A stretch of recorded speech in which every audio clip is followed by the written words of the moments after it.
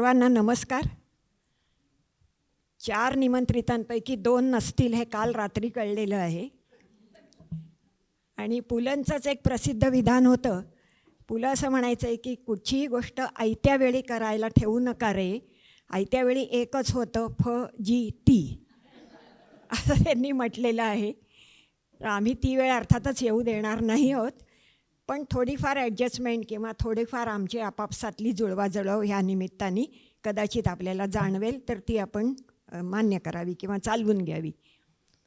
काळा पुढले पुलं असा विषय ठेवण्याची कल्पना काय होती ते मात्र मला माहिती आहे, कारण त्यावेळी आमची बोलणी झाली होती. पुलं म्हटल्यावरती ते परंपराप्रिय आहेत, ते प्रतिगामी आहेत, ते जुन्या रूढींचा वगैरे जास्त गौरव करतात असा आक्षेप किंवा आरोप पुष्कळ लोकांनी वेळोवेळी घेतलेला आहे. पुलं हे मध्यम वर्गाचे भाष्यकार आहेत असं समीक्षकांनीही त्यांच्याबद्दल म्हटलेलं आहे. खुद्द पुलंनाही त्यावरून लोकांनी तोंडावरही कधीकधी छेडलेलं आहे. एकदा पुलं आणि काही पत्रकार, तरुण पत्रकार एका चिनी पद्धतीच्या जेवणासाठी हॉटेलमध्ये गेले असा हा किस्सा आहे. तो माझ्या पुस्तकात आहे, पण कोणाला माहीत नसल्यास. तेव्हा मग कोणीतरी एका तरुण मुलांनी थोडं खोडकरपणाने असं म्हटलं की पुलं, तुम्ही काय बाबा रूढी प्रथा पाळणार आहे, मग जेवणाच्या सुरुवातीला हात जोडून वदनी कवळ म्हणाल ना तुम्ही. तर पुलं असं म्हणाले की असं म्हणतात की हे ते ज्यांनी तत्क्षणी दिलेलं उत्तर आहे, तसं असेल तर त्यांच्या प्रतिभेचा आपल्याला केवढा साक्षात्कार बघा. ते असं म्हणाले की नाही, काही इथे काय मी वदनी कवळ म्हणणार नाही. मग काय म्हणाल? इथे ना मी सर्वात मका सर्वेश्वरा म्हणीन, कारण चायनीज जेवणात सर्वात मका असतो. हे ज्या प्रतिभावंताला उत्स्फूर्तपणे सुचत असेल त्याचं स्मरण आपण त्याच्या मृत्यूनंतर 25 वर्ष काय आपल्या मृत्यूपर्यंत करत राहावं असं म्हटलं तरी ते वावगं होणार नाही. एक सांगायला मला आवडेल की आम्ही कुठल्याही अर्थाने पुलंना डिफेंड करायला बसलेलो नाही. तेवढी आमची पात्रता नाही आणि तेवढी गरज तर अजिबात नाही. पुलंचं काम पुरेसं स्वयंसिद्ध आहे, पण पुलंना प्रतिगामी असण्याचं काही कारणच नव्हतं. ह्याची त्यांच्या चरित्रातली 2-4 कारणं सांगून मग मी ह्या लोकांच्याकडे वळते. पुलंवर त्यांच्या आजोबांचा खूप प्रभाव होता, ते आपल्याला माहीत आहे. ते म्हणजे वामन मंगेश दुभाषी, ज्यांनी आर्यांच्या सणांचा इतिहास लिहिला. म्हणजे पुलंच्या आईचे वडील दुभाषींच्या कन्या लक्ष्मीबाई ह्या पुलंच्या मातोश्री. आता हे जे वामन मंगेश दुभाषी होते त्यांच्याविषयी बघा, तुम्हाला आश्चर्य वाटेल, पण त्यांचा इतका दीर्घकाळाचा संबंध होता ह्या सर्व कलाक्षेत्रांशी. ते 1866मध्ये कारवारमध्ये जन्मलेले होते आणि त्यांनी कारवारमधला पहिला द्वितीय विवाह किंवा पुनर्विवाह लावून दिला असा इतिहास आहे. त्यांनी तिथे असताना तिथल्या काही कर्मचाऱ्यांसाठी पहिली रात्रशाळा काढली असा इतिहास आहे. आपली मुलगी लक्ष्मीबाई हिला त्यांनी अग्रहानी शाळेत घातलं. चंदारामजी हायस्कूल म्हणून भुलेश्वरला मुंबईला शाळा होती, ती माझ्याही लहानपणापर्यंत होती, आत्ताचं मला माहीत नाही. तिथे त्यांनी तिला अग्रहानी घातलं आणि लक्ष्मीबाई 5वी-6वीपर्यंत तिथे शिकलेल्या आहेत.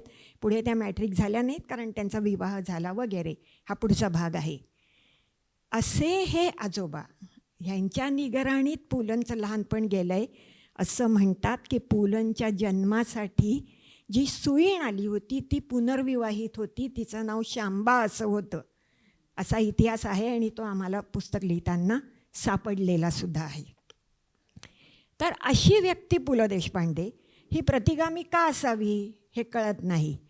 2-3 गोष्टी त्यांच्या चरित्रातल्या पण अशा आहेत की पुलंचे वडील 1941 साली वारले. थोडे दुःखद परिस्थितीत ते गेले, अवचित गेले. तेव्हा पुलं ग्रॅज्युएशनच्या परीक्षेला बसलेले होते, LLBला. निकाल लागायचा होता. वडील अचानक वारले. घरात मैफल सुरू होती. पेटीवाल्यांना स्टेशनवर पोचवायला म्हणून पुलं गेले आणि परत आले त्यावेळी वडिलांचं निधन झालेलं होतं. ह्या वडिलांचा 10वा किंवा 13वा दिवस पुलंनी केला नाही. 1941 साली और्ध्वदोहिकानंतर अन्य कुठलेही विधी पुलंनी प्रयत्नपूर्वक केले नाहीत. हे काही प्रतिगामीपणाचं लक्षण होणार नाही. पुलंनी जितकीही घरं घेतली, वास्तू घेतल्या, त्या कुठल्याही वास्तूत त्यांनी वास्तू शांत केली नाही. फक्त त्यांनी काय केलं तर अगदी पहिल्यांदा त्याच घरात राहायला गेल्यावर आपल्या आवडत्या गायकाची मैफल केली आणि आपल्या जवळच्या लोकांना बोलवून जणू काही ती वास्तू त्यांनी सुरांनी पावन केली, जी मंत्रांनी पावन झाली असती जगाच्या दृष्टीने. हेही प्रतिगामीपणाचं लक्षण नाही.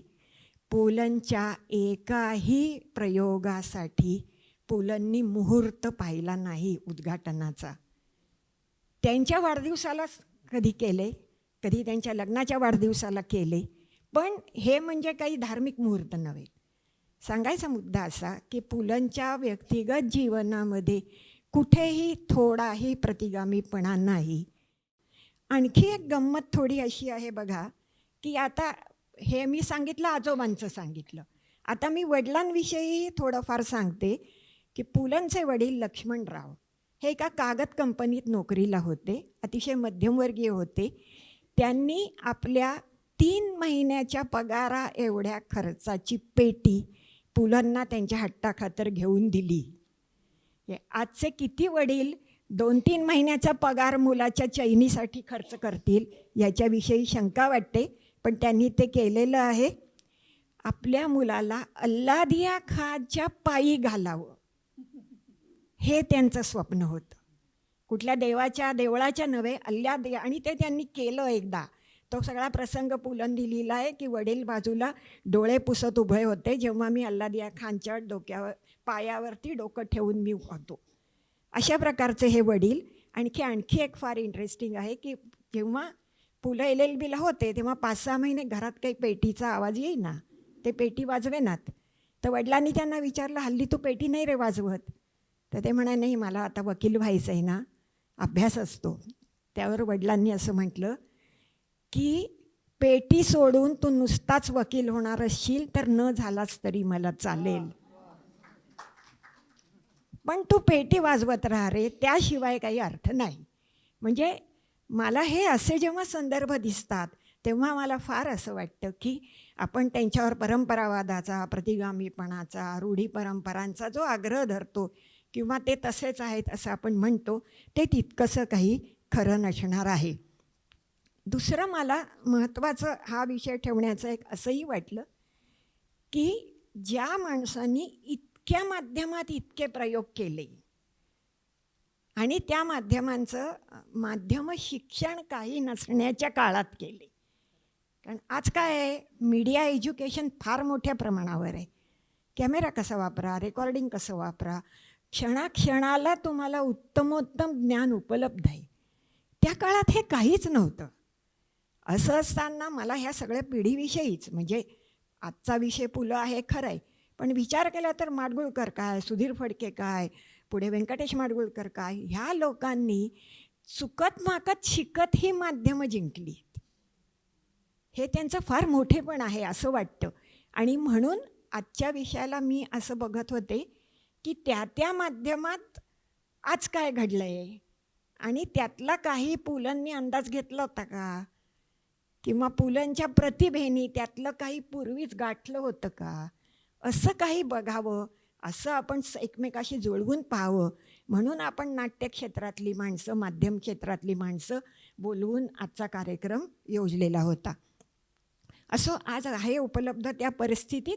आणि ह्या दोघांच्या पुष्कळशा अनुभवाचा, ज्ञानाचा फायदा घेऊन 2-3 विषय मी मांडायचा प्रयत्न करते आहे. सुरुवात आकाशवाणीपासून करते, कारण पुलंच्याही करिअरची सुरुवात त्या अर्थाने आकाशवाणीपासूनच झालेली आहे. त्याच्या आधी ते लिहायला लागलेले होते. 1955 साली पुण्याच्या आकाशवाणी केंद्रावर पुलं नोकरीला लागले, असा हा इतिहास आहे. 47 पासून त्यांची पुस्तकं यायला सुरुवात झाली होती. त्यांचे चित्रपट आलेले होते काही, त्यांची नाटकंही यायला सुरुवात झाली होती. पण सर्वात महत्त्वाचं तुझे तुझपाशी हे नाटक नंतर आलेलं आहे. पण तुका म्हणे आता हे नाटक फार पूर्वीच आलेलं होतं. त्यातही पुरोगामीपणा कसा बघा, की तुकारामाच्या गाथा गंगेने तारल्या, हे एक आपल्याकडे रूढ समज किंवा विधान आहे. पुलंनी तेच कसं बदलून घेतलं, की गंगेने तारल्या म्हणजे लोकगंगेने तारल्या. म्हणजे लोकांच्या स्मरणात ते होतेच अभंग. म्हणून जरी तुकाराम गेले, जरी गाथा गेली, तरी एकमेकांनी पिढी दर पिढी सांगून सांगून ते टिकले. म्हणजे साहित्य हे लोकगंगाही तारते आहे, अशासारखा दृष्टिकोन हाही अर्थातच परंपरेला छेद देणारा असा आहे. पुलंच्या आकाशवाणी करिअरविषयी बोलताना आणि त्याच्यात त्यांना काय पुढचं दिसलं असेल हे बोलताना मला साहजिकच गौरी लागू यांची खूपच मदत होणार आहे. पण एक दोन मुद्दे कदाचित आपल्या लक्षात आले नसतील म्हणून सांगते, की आकाशवाणीचा कार्यक्रम पहिल्यांदा जाहीर करायचा आणि मग त्याचं रेकॉर्डिंग ऐकवायचं ही प्रथा पुलंनी सुरू केली. म्हणजे वयम मोठम खेळटम हे बालनाट्य पुणे केंद्रासाठी जे केलेलं होतं त्याचं इथे ट्रेनिंग कॉलेजमध्ये परफॉर्मन्स केला होता आणि मग त्याचं रेकॉर्डिंग ऐकवलं 1956 साली. असा हा इतिहास आहे. मुंबई केंद्रासाठी बिल्हण ही संगीतिका त्यांनी केली आणि ज्याच्यात भीमसेन जोशींचं गाणं आजही जे अतिशय प्रसिद्ध आहे ते तिथे असतं. मुंबई केंद्रावर बटाट्याची चाळची संगीतिका पुलं रोज थोडी थोडी लिहित होते आणि दिवस अखेर ते गाऊन दाखवायचे बरोबरच्या लोकांना. मोहन नगरकर वगैरे त्यांचे सहकारी होते. तर ह्या सगळ्या संदर्भात गौरीताई मला तुम्हाला असं विचारावंसं वाटतंय, की त्या काळात आकाशवाणी केंद्र नुकती तयार होत होती. यांच्याकडून काय अपेक्षित आहे हे माहीतही नव्हतं लोकांना. असं असताना पुलंसारखी माणसं, पुढे व्यंकटेशजी सुद्धा, ह्यांनी ह्या माध्यमाची घडी बसवणं या दृष्टीने काय केलं किंवा ह्याचे आजही कुठले फायदे पडसाद आपल्याला जाणवतात का हे आपण सांगा. अगदी नक्कीच त्याचे पडसाद आजही जाणवतात, कारण त्यांनी जी घडी बसवली त्याच्यावरच पुढचं काम चालू आहे.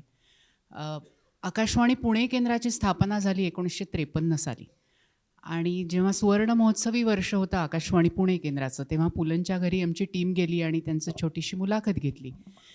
त्याच्यात त्यांनी म्हटलं होतं की आकाशवाणी या माध्यमाला मरण नाही आहे, कारण ऐकण्यावर माझा विश्वास आहे. जसं चांगलं उत्तम वाचणारा माणूस महत्त्वाचा, तसा बहुश्रुत असलेला माणूसही तितकाच महत्त्वाचा. जो उत्तम ऐकतो त्या अर्थाने आकाशवाणी या माध्यमाला मरण नाही आहे. पण इथे काम करणारी माणसं इथे काय करतात त्याच्यावरच त्याचा पुढचं आयुष्य अवलंबून आहे माध्यमाचं. म्हणून हे फार महत्त्वाचं पु ल देशपांडे बोलून गेले होते आमच्या सुवर्ण महोत्सवी वर्षात. आणि जेव्हा 53 साली आकाशवाणी पुणे केंद्र सुरू झालं तेव्हा खरोखर जेव्हा नवीन घर असतं एखादं, ते घर तुम्ही जाऊन सजवायचं असतं तुमच्या मनाप्रमाणे. यातली ही खोली याच्यासाठी, इथे स्वयंपाक बनेल, इथे बाहेरची माणसं येऊन बसतील, याचं नियोजन करायचं असतं. हे सगळं काम या दिग्गजांनी केलं. आणि खरं सांगायचं तर फॉर्मॅट्स पण आमचे तेव्हा कुठे रूढ झालेले होते. जे तुम्ही कराल ते नवीन होतं आणि त्याचं स्वागत नक्कीच होत होतं. पु ल देशपांडे जेव्हा पुणे केंद्रात जसं तुम्ही सांगितलं 55 साली आले, तेव्हा नभोवाणी शेतकरी मंडळाचं काम बघायला त्यांची नेमणूक झाली. आता नभोवाणी शेतकरी मंडळ म्हणजे शेतकऱ्यांसाठीचा कार्यक्रम.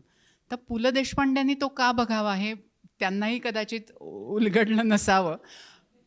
पण सुदैवाने माणूस इतका मोठा आहे आणि त्याच्या गुणांची कदर असल्यामुळे सगळ्या विभागांमध्ये ते काम करू शकले. मला वाटतं त्या 8 महिन्याच्या काळात जेव्हा ते पुण्यात होते.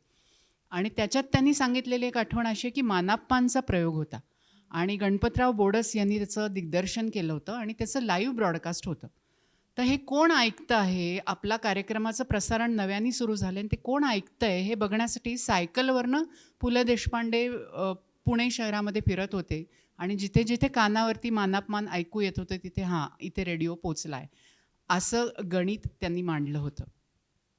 आत्ताच्या काळात अल्गोरिदमबद्दल आपण खूप बोलतो की आपल्याला सवय लागतो तो अल्गोरिदम. पण या सगळ्या दिग्गजांनी चांगलं ऐकण्याची सवय लावली श्रोत्यांना आणि त्याच्यात यांचं कॉन्ट्रीब्युशन फार मोठं वाटतं मला. की चांगलं गाणं म्हणजे काय त्याचे पॅरामीटर्स काय असतात ते ठरवले गेले त्या काळामध्ये. आणि त्याच्यासाठीची जी ऑडिशन असते, त्या ऑडिशनमध्ये तुम्ही पास झालात तरच तुम्ही आकाशवाणीवर गाणं सादर करू शकता. हे ठरवणारे हे सगळे दिग्गज लोकच होते. आणि हे फार मोठं कॉन्ट्रीब्युशन आहे असं मला वाटतं, की चांगलं ऐकण्याची सवय. म्हणजे घरात कोणीही आपल्या घरामध्ये किंवा बाथरूम सिंगर आहे तर तो रेडिओवर येऊन गाऊ नाही शकत. तर त्याचं विधिवत शिक्षण झालं असलं पाहिजे. त्याला किमान 25 राग गाता आले पाहिजेत. हे सगळ्याचं नियोजन या दिग्गजांनी त्या काळी केलं. आणि त्याच्यामुळे मला असं वाटतं, की त्याच्यावरच आम्ही आज पुढे चालू आहोत. पु ल देशपांड्यांनी इथे नारायणसारखं त्यांचं आता आम्ही त्याला व्यक्तिचित्रण, पण आम्ही त्याला नाटक म्हणतो. त्याच्यामध्ये सर्व आकाशवाणीतले कलाकार दिसतात. म्हणजे जे कलाकार आमच्याकडे समृद्ध होती आकाशवाणी, त्या सगळ्यांनी त्याच्यामध्ये सहभाग घेतला होता. आणि पु ल देशपांडे अर्थातच त्याचे लीडर होते. त्यांनी त्यांच्याकडनं ते सगळं करवून घेतलं. कुठला शब्द आकाशवाणीवरनं प्रसारित झाला पाहिजे याचे निकष पण या दिग्गजांनी बांधले. आणि हे फार मोठं त्यांचं द्रष्टेपण होतं. सर्व धर्म समभावता तिथे असेल, भाषेला महत्त्व असेल, भाषेच्या सौष्ठवाला महत्त्व असेल, हे सगळं ठरवणारे हेच तर दिग्गज होते. आणि त्याच्यावरच आकाशवाणी आजही कार्यरत आहे. आणि त्यांच्या त्याच भाषणामध्ये अभिवाचन हा शब्द पुलंनी वापरलेला मला ऐकू आला, की आज अभिवाचन आपण फार सहज या शब्दाचा वापर केला जातो. पण पु ल म्हणाले होते, की रेडिओवरचं वाचन नसतं, ते अभिनयासह केलेलं वाचन, ते अभिवाचन असतं. तर ते अभिवाचन आम्ही करतच आलो आहोत 53 सालापासूनच. त्याला कदाचित आज नवीन नावानी, पण तो शब्द मी पहिल्यांदा पु ल देशपांडे यांच्याकडनं ऐकला होता. आकाशवाणी संबंधी पुलंचे 2 विनोद मला भयंकर आवडतात म्हणून सांगते. हे जे शेतकरी नववाणी शेतकरी मंडळ फार्म फोरमवरून जे घेतलेलं आहे, त्याच्याविषयी त्यांना कोणीतरी असं एकदा विचारलं होतं दिल्लीला असताना. पांडेजी, त्यांना दिल्लीत पांडेजी म्हणत असतात जास्त लोक. तर Pandeji, what is rural education? आणि पुलंनी उत्तर दिलं, it is nothing but urban education badly given. असं त्यांनी उत्तर दिलं होतं. आणखी पण एक खूप छान विनोद आहे, की खूप वर्षानंतर एकदा गांधी जयंतीनिमित्त काही कार्यक्रम करायचे आणि समिती नेमली होती. पु ल त्याचे अध्यक्ष होते. आकाशवाणीवरून करायचे म्हणून.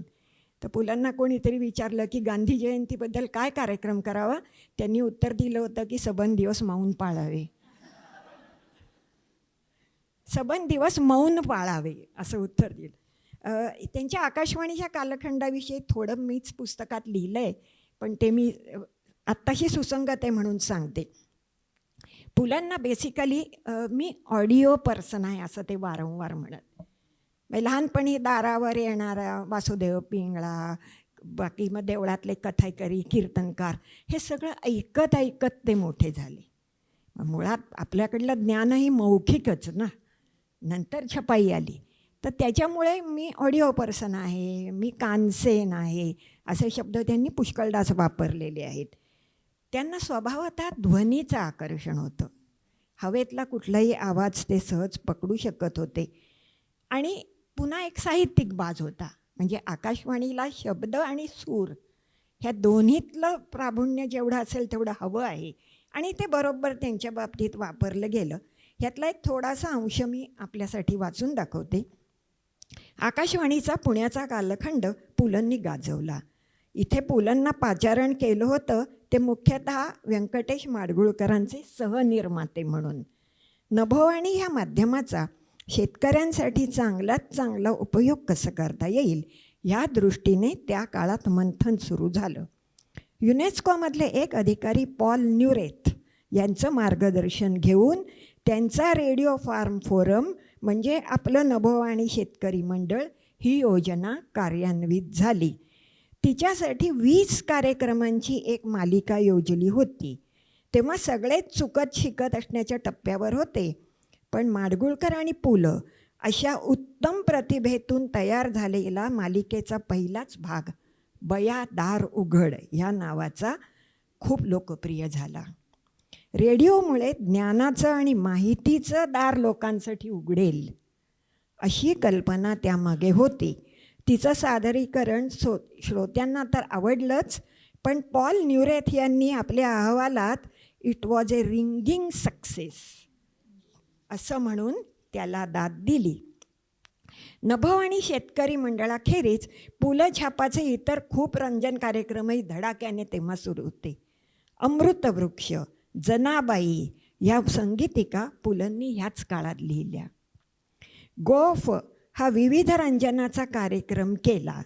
दर सोमवारी छोटी रूपकं किंवा कौटुंबिक नाटिका वाजवायला सुरुवात केली. त्यामुळे श्रोत्यांच्या पत्रांचा ओघ खूप वाढला. वयम मोठम खोटम हे पहिलं बालनाट्यही अशाच प्रकारे सादर झालं. 1956 साली नभोवाणी सप्ताह होता. त्याच्यामध्ये पुण्याच्या ट्रेनिंग कॉलेजमध्ये आकाशवाणी बालमंडळाच्या उद्घाटनाचा कार्यक्रम 4 मार्च 1956 रोजी झाला आणि ते तिथून थेट प्रदर्शित ध्वनिक्षेपित झालं. अनेक वर्ष पुढे शाळांच्या स्नेहसंमेलनात नियमितपणे वयम मोठम खोटमचे प्रयोग होत असत. तुमच्यापैकी कोणीतरी ते पाहिलेलं असेल. या सर्व कार्यक्रमासाठी पु ल प्रचंड मेहनत घेत. प्रत्येक कार्यक्रम आपल्याकडून चांगल्यात चांगलाच व्हावा म्हणून रक्त आटवत सरकार दरबारीही याची नोंद झाली. डिसेंबर 55 ते 56ची सुरुवात एवढा काळ आकाशवाणी पुणे केंद्रावर घालवल्यावर पुण्याची कारकीर्द संपवून त्यांची मुंबई आकाशवाणी केंद्रावर प्रोड्युसर म्हणजे नभोनाट्याचे निर्माते म्हणून बदली झाली. असा हा सगळा इतिहास आहे. आता आकाशवाणीच्या या सेवेने पुलांना जे काही मिळालं असेल त्यात मला एक फार जाणवतं की कॉम्पोजिट प्रोग्रॅम्स बनवणं हे कौशल्य त्यांनी तिथे संपादन केलं असणार.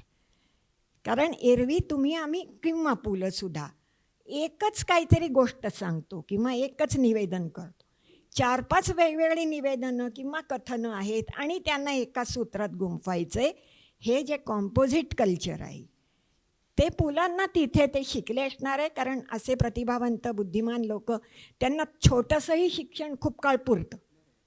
तसं त्यांनी ते गेलं असणार आहे. म्हणून त्यातून पुढे वाऱ्यावरची वरात, आसामी आसामी हे शेवटी कॉम्पोजिट प्रोग्रॅम्सच होते ना एक प्रकारचे. वेगवेगळी तुकडे छोटे अंश जोडणं आणि ते कलात्मकरित्या जोडणं, ते गाण्यानी जोडणं, ऑडिओ मासिक ह्या ज्या म्हणतायत ते, तर ते त्यांनी तिथे शिकलं असलं पाहिजे. हे माझा मनाचा हा तर्क आहे. मला असं कोणीही काही सांगितलं आहे अशातला भाग नाही. ध्वनीबद्दल तुम्ही आत्ता म्हणालात तर 3 प्रकारचे ध्वनी आकाशवाणीच्या कार्यक्रमात तेव्हापासूनच आम्ही वापरतो की बोललेले शब्द, संगीत असतं आणि काही ध्वनी प्रभाव असतात. उदाहरणार्थ पक्ष्यांचे आवाज असतील, एखादी बांग असेल. हे त्या काळात या माणसांनी सगळं कसं गोळा केलं असेल याचं आश्चर्य वाटतं. आज हे फार सहज उपलब्ध आहेत. यूट्यूबवर या प्रकारचे ध्वनी प्रभाव सहज उपलब्ध आहेत. पण काही ध्वनी प्रभाव स्टुडिओमध्ये घडवले जायचे. म्हणजे उदाहरणार्थ चालण्याचा आवाज आहे कोणाच्या किंवा दरवाजा कोणीतरी वाजवतो, हे प्रत्यक्षच स्टुडिओमध्ये केले जात असत. आणि काही ध्वनी प्रभाव रेकॉर्ड करण्यासाठी बाहेर लोक जात असत. म्हणजे जंगलात जाऊन ध्वनिमुद्रण केलेले ध्वनी प्रभावही आज आमच्याकडे आहेत. आणि हे सगळं नव्यानेच घडत होतं ना. कोणी शिकवलं होतं या माणसांना? हे कुठून आलं डोक्यात की असं सगळं केल्यानंतर एक पूर्ण चित्र आपण लोकांसमोर उभं करू शकतो? पुलंनीच म्हटलं आहे की जेव्हा मी नभोनाट्य ऐकतो आणि माझ्या डोळ्यासमोर जेव्हा तो रंगमंच आकार घेतो तेव्हा ते नभोनाट्य श्रेष्ठ दर्जाचं मी मानतो. कारण फक्त शब्दातनं त्यातलं दृश्यात्मकता आहे ती माझ्यासमोर प्रगट होते. आणि हे या माध्यमाचं बलस्थान आहे. आणि या बलस्थानांचा शोध त्या काळात या सगळ्या व्यक्तींनी खूप घेतला आणि ते द्रष्टेपण आज आम्हाला आजही पुरतं आहे असं वाटतं. पुढे माध्यमं फारच असंवेदनशीलतेने वापरतात ह्याच्याबद्दलचं त्यांचं एक विधान प्रसिद्ध आहे.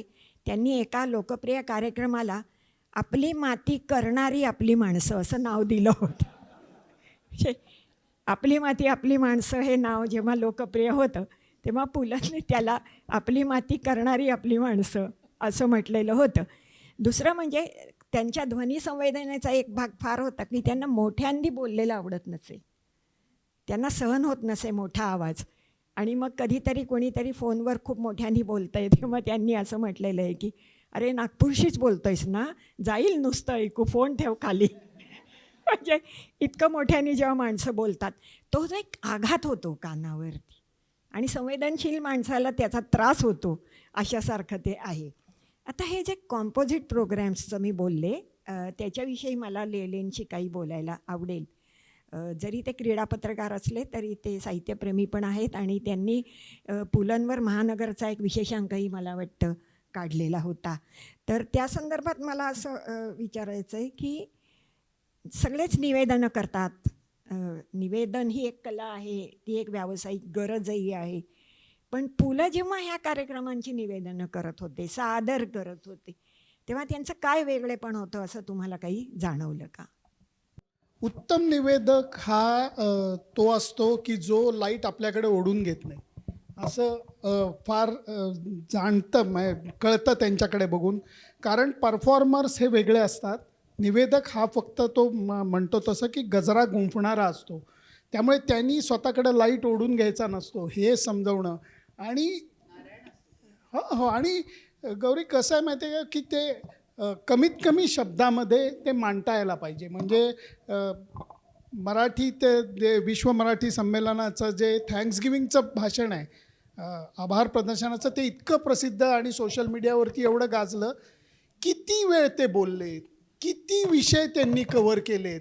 आणि हे करत असताना आजकाल म्हणजे मला इतका त्याच्यातला फरक कळतो की आज राजकीय कार्यक्रम, सॉरी टू से, इथं तो विषय बोलण्यासारखा नाहीच आहे. खास करून पुलंच्या विषयी बोलताना तर अजिबात नाही. पण स्टार्क डिफरन्स, एकदम काळं पांढरं कळावं म्हणून मी सांगतोय की ते प्रत्येक उपस्थित माणसाचं बोलत असताना काय बडबड करत असतात आणि नको ती स्तुती करत असतात. कट टू पुलंनी बोललेल्या गोष्टी, आणि ते म्हणत असताना कित्येक गोष्टी न कळत ज्या पद्धतीने समजून सांगतात. म्हणजे लता दिदींचं कौतुक करत असताना अवकाशामध्ये देव आहेत की नाही मला माहीत नाही, पण लताचे सूर आहेत. म्हणजे एकीकडे देव वगैरे मी मानत नाही किंवा जास्त त्याच्यावरती मी रमत नाही असं उद्धटपणे न सांगता सुद्धा सहज सांगून जातात. आणि हे करत असताना इवन काय म्हणतात त्याला, उपस्थित राजकीय माणसांना एक चपराक ठोकताना लांबण दिवा दिला आहे पण तेलाचे भाव जरा कमी केले. तर या याच्यातनं दिसतं काय की बोलायचं ते बोलायचं, कमीत कमी शब्दात बोलायचं, परिणामकारक बोलायचं. म्हणून मी हात वर करून मंगलाताई अगदी सांगतो, मी एकलव्य आहे त्यांचा.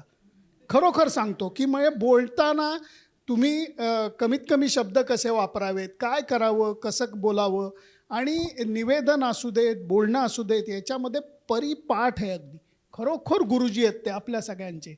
आणि हे करत असताना म्हणजे इवन पुणेकर नात्याने मी एक तेही मजेदार म्हणून सांगतो की कमीत कमी शब्दात जास्तीत जास्त अपमान करायचा पण समोरच्याला हसू यायला पाहिजे. हो हो, खा खा, अगदी मटारुसळ खा. म्हणजे पुणेकरांना सणकून चपराक हाणलेली आहे, पण कुणी रागवलं आहे का? नाही. आता जे बोलतात किंवा हे करतात त्याच्यात किती वाईट शब्द, किती अपमान, किती खालच्या पातळीवरती जाऊन ह्याची गरज नसते, खरोखरच गरज नसते. आणि त्याच परत त्या थँक्सगिव्हिंगच्या भाषणामध्ये की बापू जेवढा सुंदर गोंधळ करतात तेवढा राजकारणीसुद्धा करत नाहीत. म्हणजे काय बघा, दोन्हीकडे ठकाठक बॅटिंग ते करतात. म्हणून निवेदक म्हणा किंवा बोलण्याच्या ह्याच्यात माझे गुरुजी आहेत ते मंगलाताई. पुलंच्या एकपात्री बहुरूपी खेळांचे आपण सगळेच कधी ना कधी प्रेक्षक झालेले आहोत आणि त्याचे परिणामही आपण पाहिलेले आहेत. आत्ता इथे दुर्दैवाने एकपात्री आत्ताचे खेळ करणारी कोणी व्यक्ती नाही आहे. पण मला त्याच्याही विषयी फार असं वाटतं की पुलंनी एकीकडे ते गडकरींचे फार भक्त, एक आपल्याला कदाचित माहीत नसेल म्हणून सांगतं की गडकरी वारल्यानंतर बरोबर 9 महिन्यांनी पुलंचा जन्म झाला आहे. आणि ते हे अनेकदा सांगायचे, म्हणजे ते कधीही स्वतःच्या स्तुतीचं बोलले नाहीत कधीही, पण गडकरी गेल्यावर 9 महिन्यांनी मी जन्मलो हे ते सांगायचे. याचा अर्थ त्यांना ते महत्त्वाचं वाटत असलं पाहिजे मनात कुठेतरी, किंवा त्या परंपरेचं पाईक आपण आहोत असं ते मानत असले पाहिजेत. म्हणजे गडकरींचा विनोद एकीकडे, गडकरींचं भाषा वैभव एकीकडे आणि गडकरींची नियतिशरणता एकीकडे, ह्या सगळ्याचा प्रभाव पुलंवर असला पाहिजे असं वाटतं मला. तर त्यांनी स्वतः जी कामं केली ज्या नाटकात, ती सुद्धा भावबंधन किंवा अशीच नाटकं होती, चिंतामणरावांची नाटकं होती. पण चिंतामणरावांची खूपही गुरुभक्ती केली असली तरी पुलंनी जी नाटकं लिहिली ती आधुनिक काळाला साजेशी लिहिली, ती त्यांनी तशी नाही लिहिली. म्हणजे तुझा आहे तुझा पाशी हा पुलंच्या नाट्य प्रतिभेचा शिरोमणी असा आहे.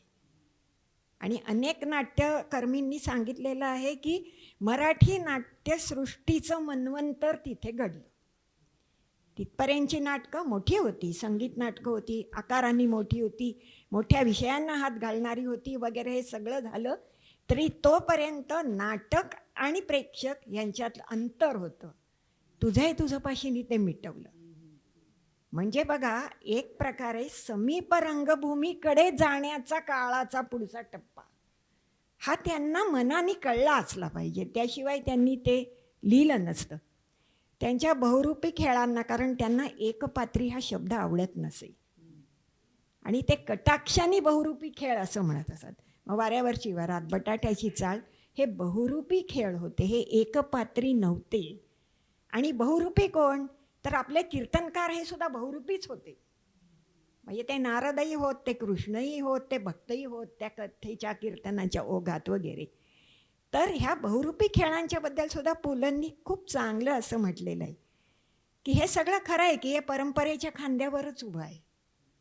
कारण लहानपणापासून जे पाहिलं, जे ऐकलं, दाराशी येणारा वासुदेव लहान मुलगा धडपडत जाऊन त्याच्याकडे निरखून पाहतो आणि मग त्याची नक्कल घरात येऊन करतो. म्हणजे पुलंची मुंज झाली होती नरसोबाच्या वाडीला नेऊन, त्या मुंजीच्या संध्याकाळी भटजींनी मुंज कशी लावली ह्याची पूर्ण नक्कल पुलंनी केली आणि आईवडिलांनी त्यांना ती करू दिली. म्हणजे खरा हा पहिलाच मुद्दा येतो की हे किती पुरोगामीपणाचं लक्षण आहे की मुंजीच्या संध्याकाळी मुलाचा परफॉर्मन्स काय, तर भटजीची सगळी नक्कल आणि लोक खुश होऊन टाळ्या वाजवत आहेत. तो भटजीही उपस्थित आहे आणि त्यालाही अरे आपण अशी मजा केली का असं वाटतंय वगैरे असा सगळा भाग आहे. ह्याच्या आकाशवाणीच्या संदर्भात मला टी व्ही हे आकाशवाणीचंच पुढचं पाऊल. त्याला पुलंना कधीही दूरचित्रवाणी हा शब्द आवडला नाही. कारण दूर आणि जवळ काय, कॅमेराचं एक अंतर आहेच ना. दूरचित्रवाणी हा आवडला नाही. त्यांनी प्रकाशवाणी हा शब्द दिला आहे. म्हणजे आकाशवाणी आणि प्रकाशवाणी. पण अर्थातच आपल्या सगळ्या राजकीय संवेदनाशून्यतेत तो शब्द गेला आणि मग दूरचित्रवाणी असा काही एक शब्द आलेला आहे. त्याही बाबतीत पुन्हा पहिलाच मुद्दा येतो की त्याचं तर काहीच ट्रेनिंग नाही. पुढे त्यांना BBC ते शिकायला पाठवलं, ही गोष्ट खरी आहे. पण इथे आल्यावरती इक्विपमेंट काय, टेक्नॉलॉजी काय, समोर आपल्याला सहकारी असले त्यांना काय ज्ञान आहे, जवळजवळ काही नाही. असं असताना पुलंनी जो टी व्हीचा काळ आणि त्याचा जो पहिला कार्यक्रम केला त्याविषयीचं थोडं निवेदन मी आपल्याला वाचून दाखवते. म्हणजे मग त्यांच्या पुढचं आव्हान केवढं होतं. म्हणजे त्यावेळी टी व्हीचे कार्यक्रम अतिशय कमी वेळाचे असत, टेक्नॉलॉजी अतिशय पुअर होती, त्याच्यामुळे अर्ध्या तासाचं शूटिंग करायला दिवस जायचा. आजकाल अर्ध्या तासाचं शूटिंग करून मोकळे होता येत आहे लोकांना. पण ते त्यांनी कसं केलं तर दूरदर्शनवर केलेल्या त्यांच्या पहिल्या कार्यक्रमाविषयी उद्घाटनाच्या, हे मी थोडं वाचून दाखवते. उद्घाटनाचा पहिला कार्यक्रम ठरला. त्याआधी आम्ही लहान सहान कार्यक्रम करत होतो, चर्चा वगैरे. टेलिक्लब स्थापन करून त्याचे सभासद आम्ही नोंदवले. म्हणजे टेलिक्लब करावा लागला, कारण माहीतच नाही ना लोकांना. त्यातल्या एकाला प्रमुख करून त्याने आम्हाला कार्यक्रमाचा अभिप्राय द्यायचा, अशा गोष्टी ठरल्या. कारण लोक कसे बघणार आहेत, टी व्ही कुठे माहिती आहे. 72 साली मला पहिल्यांदा जेव्हा टी व्ही दिसला तेव्हा मला अरे मग हा काय, मग सिनेमा काय, मग रेडिओ काय, काहीही कळत नव्हतं, अशी परिस्थिती होती. 1960च्या सप्टेंबरमध्ये राष्ट्रपती राजेंद्र प्रसाद यांच्या हस्ते टी व्हीचं उद्घाटन करायचं ठरलं. त्यावेळी पंतप्रधान म्हणून पंडित नेहरू होते. तो कार्यक्रम आम्ही विज्ञान भवनमध्ये केला. तिथून सर्व ठिकाणी प्रसारित होण्याची व्यवस्था केली. या पहिल्याच कार्यक्रमात लोकशिक्षणाबरोबर लोकरंजनही असावं असं आम्ही ठरवलं. त्यावेळी माझ्या मनात आलं की हा कार्यक्रम असंख्य लोकांसमोर जाणार आहे, म्हणून मी त्यात काही प्रार्थना घेतल्या, त्या सर्व धर्मांमधल्या होत्या. म्हणजे सर्व धर्मांमधल्या प्रार्थनांनी त्यांनी टेलिव्हिजनची सुरुवात केली. या कार्यक्रमाच्या संदर्भात 2 माणसं माझ्या डोळ्यासमोर उभी राहिली, एक महात्मा गांधी आणि दुसरे रवींद्रनाथ टागोर. खरं तर हे 2 विचार आहेत असंच मला वाटतं. त्यांचं स्मरण करावंसं वाटलं. या निमित्ताने बहुजन हिताय आणि बहुजन सुखाय अशा दोन्ही गोष्टी साधतील असं वाटलं. त्यात आणखी एक केलं, ते म्हणजे महात्मा गांधींच्या ज्या काही वस्तू उपलब्ध होत्या, त्यांच्या वहाणा, जेलमधला वाडगा, काठी, त्या आम्ही पहिल्यांदा दूरदर्शनवर दाखवल्या. आता या गोष्टीची गंमत वाटेल, पण तेव्हा या गोष्टीचं फार महत्त्व वाटलं होतं. गांधीजींच्या पादुकांचं दर्शन प्रथम व्हावं ही कल्पना त्यामागे होती. हे सारं काय आहे, गांधीजींचा विचार काय होता, हे सांगण्यासाठी मी मुद्दाम काका कालेलकरांना बोलवलं. गाणं म्हणण्यासाठी पंकज मलिक यांना बोलावलं. त्यांना आश्चर्यच वाटलं, कारण तेव्हा ते वृद्ध झाले होते. ते कार्यक्रमाच्या आधी माझ्या खोलीत आले आणि म्हणाले, अहो तुम्हीच PL देशपांडे का हो? मला ना ह्या नावाचा माणूस पाहायचा होता. कारण मी टागोरांची गाणी म्हणत होतो, हे ज्याला माहीत आहे असा माणूस मला पाहायचा होता. मी त्यांना टागोरांचं कमन कोरे गान करो गुनी आम्ही ॲवॉक हे गाणं म्हणायला सांगितलं. हे गाणं मला माहीत होतं. नंतर बुद्ध जीवनातल्या एका प्रसंगावर नाटक सादर केलं. हा सारा कार्यक्रम हिंदीतून 1.5 तासात केला. तो पाहण्यासाठी काही परदेशी लोकही आले होते. त्यामध्ये BBCचा एक अधिकारी होता. त्यानं तो हॉल पाहिला आणि मला म्हणाला, बाप रे, तुम्ही एवढ्या हॉलमधनं एवढा कार्यक्रम करू शकलात. हा कार्यक्रम सादर करताना मला सहकारी मात्र अतिशय सुंदर मिळाले. सर्वात महत्त्वाचा राजमणिकम नावाचा तरुण इंजिनियर होता.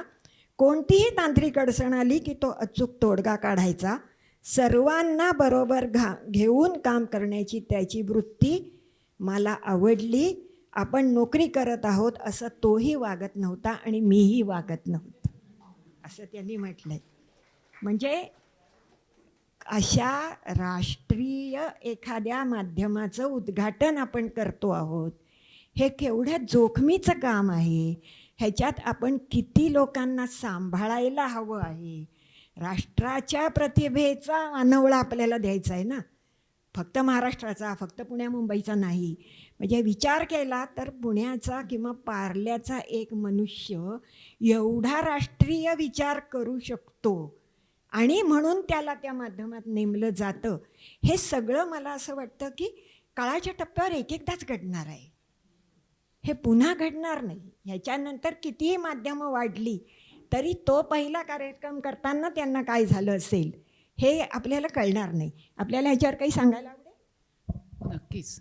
आणि त्यांना नेमावं असं कोणाला तरी वाटलं, हे पण फार महत्त्वाची गोष्ट आहे की योग्य ठिकाणी योग्य माणसाची नेमणूक आणि ते त्याला काम करू देणं हे पण फार महत्त्वाचं असतं. सातत्याने त्या माणसाला ते काम करायला मिळणं हेही फार महत्त्वाचं. अगदी प्रथम जेव्हा आकाशवाणीवरनं किंवा दूरदर्शनवरनं कार्यक्रम झाले असतील तेव्हा ज्यांनी नाटकच आयुष्यात कधी पाहिलेलं नाही, कारण प्रत्यक्ष नाटक बघणं रंगभूमीवरचं ही फार थोड्यांसाठीची गोष्ट होती, जी कदाचित शहरांपुरती मर्यादित होती किंवा जत्रेमध्ये यात्रेमध्ये बघण्याची गोष्ट होती. ते जेव्हा पहिल्यांदा रेडिओवरनं प्रसारित झालं असेल तेव्हा हे नाटक आहे हे तरी कळलं असेल का ऐकणाऱ्याला, असा प्रश्न मला आत्ता तुम्ही बोललात तेव्हा मनात आला की याचं शिक्षणही इनडायरेक्टली लोकांनी, या सगळ्या दिग्गजांनी, प्रोड्युसर्सनी कसं दिलं असेल की हे भाषण आहे बुवा आणि हे नाटक आहे, हे प्रत्यक्ष त्या माणसाच्या आयुष्यात घडलेलं नाही तर हे रचलेलं आहे. हे शहाणपण पण या माध्यमांनी दिलं त्या काळात, कारण परिचयच नव्हता. नाटक म्हणजे काय असतं हे किती जनतेने पाहिलं असेल. जेव्हा अगदी खेड्यातल्या माणसापर्यंत ते पोचत होतं तेव्हा त्या माणसाला माहीत असेल का की हे नाटक आहे, हे प्रत्यक्ष घडत नाही आहे. तर तो सगळाच नवोन्मेषाचा काळ होता सगळ्यांसाठी, सादरकर्त्यांसाठी सुद्धा आणि ऐकणाऱ्यांसाठी सुद्धा. आणि तुम्ही म्हणताय तसं खरंच ही राष्ट्रीय जबाबदारीच होती. आणि प्रोड्युसर काय या जबाबदारीतनं कसा रोज बाहेर पडतो किंवा ती टोकाला नेतो हे मी पाहिलं आहे की अनेक असे विषय असतात की जे संवेदनशील असतात. त्याच्याबद्दल बोलला गेलेला प्रत्येक शब्द हा कोणाची कदाचित भावना दुखवणारा असतो, कदाचित कोणाला तरी पाणउतारा करणारा असू शकतो. हे काहीच आपल्याला करायचं नाही आहे. अतिशय न्यूट्रल राहून आपला मजकूर आपल्या श्रोत्यांपर्यंत, ऑडियन्सपर्यंत पोचवायचा आहे. ही तारेवरची कसरतच असते आणि ती इतकी मोठी कसरत त्यांनी कशी केली असेल. आत्मविश्वास हेच मला त्याच्या मागचं कारण दिसतं, की आपण जे करतो आहोत त्याचा उद्देश अगदी पक्का आपल्या मनात असणं आणि त्याचं महत्त्व मला माहीत असणं आणि याचा परिणाम काय होणार आहे याचा अंदाज असणं पण फार महत्त्वाचं. ते त्यांना नक्की जमलं होतं असं मला वाटतं. गौरी, अजून एक मुद्दा मांडावासा वाटतो, बरोबर का चूक तुम्ही सांगा, पण फिअर ऑफ फेल्युअर नाही आहे. अभ्यास केलेला आहे भरपूर, परंतु फिअर ऑफ फेल्युअर नाही आहे. म्हणजे कुठलंही आता हे जे दोन्ही आकाशवाणी काय प्रकाशवाणी काय हे त्यावेळेला त्यांनी करणं, किंवा तू जे 3 ध्वनीची गोष्ट सांगितली, तर तिसऱ्या ह्याच्यात अगदी जेव्हा मी 2-3दाच पुलंना भेटण्याचा असा योग आला. पहिल्या वेळेला मी विद्यार्थ्यासारखा प्रश्न विचारलेला होता की आकाशवाणीमध्ये किंवा रेडिओमध्ये काम करत असताना काय मुद्दा लक्षात ठेवला पाहिजे पत्रकारांनी. ते म्हणले की तू वाईट अर्थाने घेऊ नको किंवा असं याची बभरा करू नको, परंतु डोळस माणूस ते ऐकतोय असं समजू नकोस.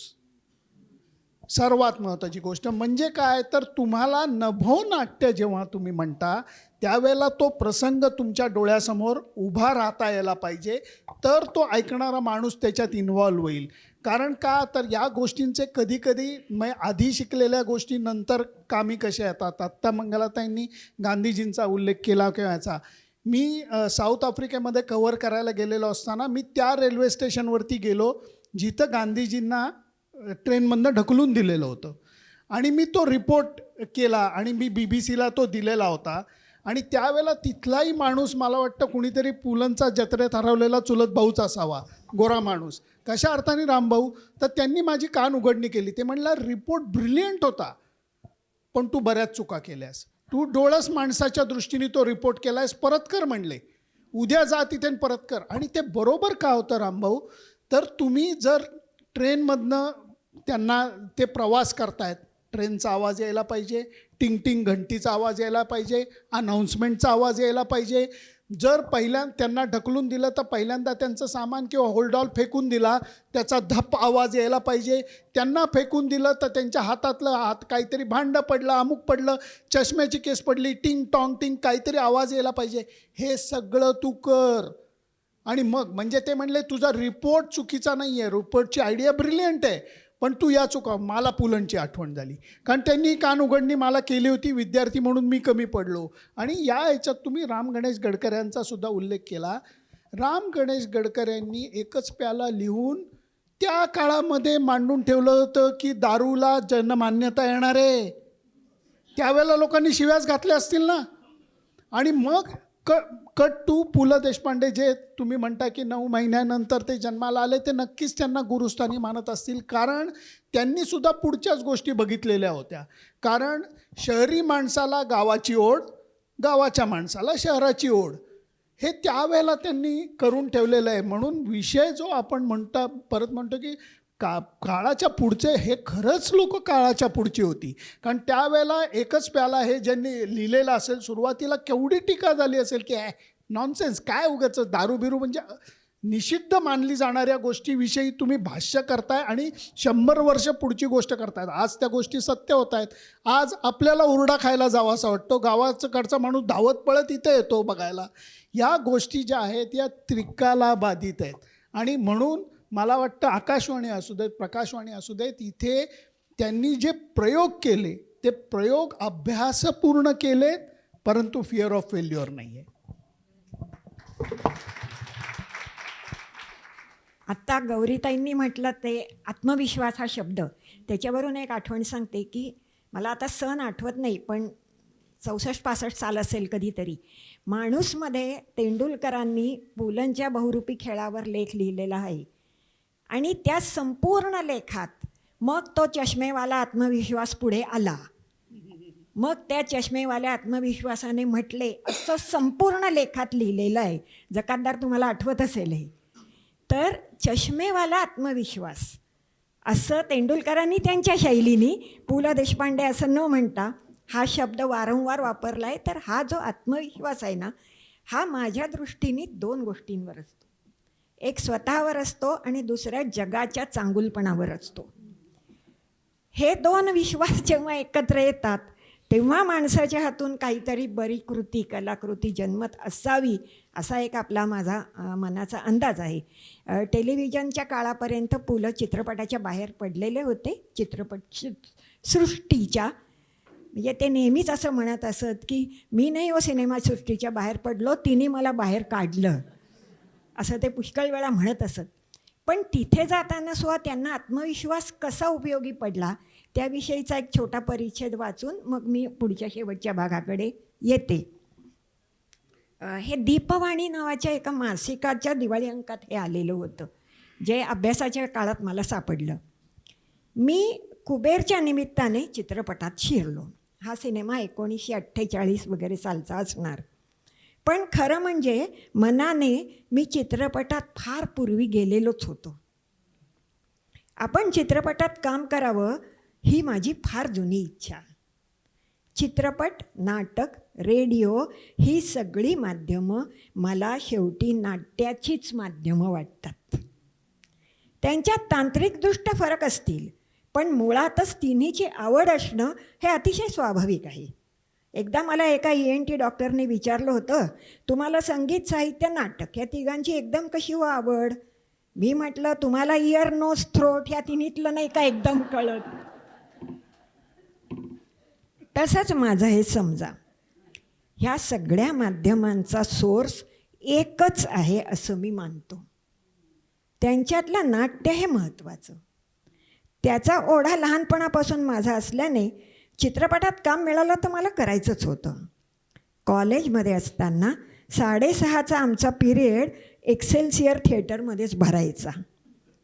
3 आणे तिकिटात त्या स्वर्गात बसायच्या गॅलरीतून मी खूप सिनेमे पाहिले. त्यांचा माझ्या मनावर खूप परिणाम झाला. हॉलिवूडचे खूप क्लासिक्स पाहिले. चॅपलिन तर आमचा हिरो. मला नेहमी असं वाटतं की नोबेलचं शांततेसाठी असणारं पारितोषिक दोघांना द्यायलाच हवं, चार्ली चॅपलिन आणि वॉल्ट डिस्ने यांना. त्यांनी जगाला जो आनंद दिला तितका आनंद जगाला दुसऱ्या कोणीही कधीही दिलेला नाही. अगदी भाषेच्या वगैरे सगळं मर्यादा ओलांडून सुद्धा. मागे बघितलं की पॉल म्युनी आठवतो, एमिल झोला आणि द गुड अर्थमधला रॉबर्ट डोनॅट आठवतो. गुड बाय मिस्टर चिप्स या चित्रपटाचे मी एका दिवसात ओळीने 3 शोज पाहिले होते. 3चा, 6चा आणि 9चा. एकाचा अपोलो थिएटरमध्ये आणि त्यानंतर कित्येक वर्षांनी सुनीताबरोबर मी तो सिनेमा पाहिला तेव्हा प्रत्येक पुढचा डायलॉग मी तिला म्हणून दाखवत होतो. हे सर्व संस्कार मनावर झाले. त्याच वेळेला ह्याच्या जवळ जाणारे चित्रपट मला प्रभातचेही वाटले. माझ्या पिढीतल्या मराठी रसिकांवर प्रभातचा फार मोठा प्रभाव आहे वगैरे. हा पुढचा भाग आपल्याशी आत्ता संबंधित नाहीत. मला काय म्हणायचं आहे की प्रतिभावंत एखाद्या स्पंजासारखं सगळं जग कसं शोषून घेतो आणि त्यातलं बरोबर आपल्या अंगी लागणेल असं कसं वापरतो, कसं पुढे नेतो, हा एक अभ्यास करण्यासारखा विषय आहे. जेव्हा आपण अशा मोठ्या प्रतिभावंतांबद्दल बोलतो त्यांना काळाची मर्यादा जाणवत नाही. ते काळाच्या पुढे या अर्थाने जातात की ह्या माध्यमाची सर्वोत्कृष्ट शक्ती कुठे असेल, सर्वोत्कृष्ट परिणाम कसा साधता येईल ह्याच्याविषयी मात्र त्यांच्याशीच प्रत्यक्ष बोलण्याचं भाग्य मला लाभलेलं आहे. आणि त्यावेळी त्यांनी एक वाक्य 2-3दा बोललं होतं की मलाच पुढचा सिनेमा दिसायचाच हो. ते अतिशय सहजपणे मला पुढचा सिनेमा दिसायचाच. मग मी तो लिहायचो आणि मग मी काम करायचो. हिरोईन होणं मला अगदीच शक्य नव्हतं म्हणून. नाहीतर मराठी चित्रपटसृष्टीतली सर्व कामं मी केलेली आहेत असं त्यांनी एक सांगितलं. त्यांचा एक त्यातला विनोदी किस्सा पण ऐकायला मिळाला की जागा भाड्याने देणे आहे नावाचा एक छोटासा, त्या काळात मुख्य सिनेमाच्या आधी एक छोटी फिल्म दाखवायची पद्धत होती. ते जुन्या काळात मुंबईत जागा कशी किती टंचाई असे आणि जागेबरोबर काय काय अडगळ पण आपल्या अंगावर पडे वगैरे असं ते होतं. त्याच्यात दामोअण्णा मालवणकरांनी एक काम केलेलं होतं आणि शूटिंग होतं. तर ज्यांना मुंबई माहीत असेल त्यांना मुंबईतली इराणी हॉटेलं माहीत असतील.